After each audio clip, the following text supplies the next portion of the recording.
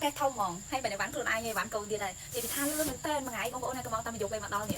thì bạn cam toàn chật một cái thông nhỉ thì bạn con bơi này នៅខាងខ្ញុំនេះគ្រឿងទេសអីសម្រាប់ធ្វើម្ហូបអាហារអីឲ្យកូនណានិយាយពីថាពិបាករកទិញខ្លាំងមែនតើពេលដែលខ្ញុំត្រូវការម្ដងគឺខ្ញុំតែងតែកំងតាមអនឡាញការពិតទៅអីវ៉ាន់មួយកេះធំនេះគឺទិញអត់មានកម្រងទេកម្រងរបស់ខ្ញុំគឺខ្ញុំត្រូវការតែគ្រឿងទេសទិញទួយទេប៉ុន្តែពេលដែលបានឆាតឆ្លើយឆ្លងជាមួយអ្នកលក់ឲ្យដូចត្រូវស្នេហ៍គាត់អញ្ចឹងបងប្អូនណានិយាយពីថាគាត់រៀបរាប់ឲ្យយើងបានក្បោះក្បាយចំពោះការតបឆាតវិញនិយាយពីថាលះតន់ចិត្តបងប្អូនអត់មានឲ្យយើងតឹងចិត្តក្នុងការរងចាំអីគឺតបយើងផ្លេតហ្មងអីវ៉ាន់ទាំងអស់នេះគឺខ្ញុំកំងក្នុង page Baby and More មានលក់សម្ភារៈ baby គ្រប់ប្រភេទនិយាយទៅដូចជាប្រភេទគ្រឿងទេសឬក៏សម្ភារៈអីផ្សេងគឺមានគ្រប់សពទាំងអស់មិនថាឈុតត្រៀមសម្រាលឬក៏សម្ភារៈអីរបស់កូនផ្សេងនិយាយរួមទៅរៀបរាប់អត់អស់ឲ្យបងប្អូនអាចចូលទៅមើលក្នុង page គាត់បានមិនថាម៉ាក់ប៉ាចង់បានអីទេក្នុង page Baby and More គឺបំពេញគ្រប់តម្រូវការហ្មងជាពិសេសសម្រាប់ម៉ាក់ដែលនៅតាមខេត្តដូចខ្ញុំចង់កំងគ្រឿងទេសឬសម្ភារៈឲ្យកូនប្រើប្រាស់អីចឹងអត់ដឹងថាកំងពី page ណាដើម្បីឲ្យមានទំនុកចិត្តវេលុយឲ្យអត់ខ្លាចបោកអត់ខ្លាចអីចឹងអាចតាកតងទៅកាន់ page Baby and More បានចាំខ្ញុំទម្លាក់ link page ហ្នឹងនៅក្រោម comment បងប្អូនអាចតាកតងនៅតាម link ហ្នឹងបានកុំភ័យអារឿងខ្លាចឆាតទៅអត់មានអ្នកតបអីហ្នឹងបងប្អូនហើយការតបឆាតយឺតយ៉ាវអី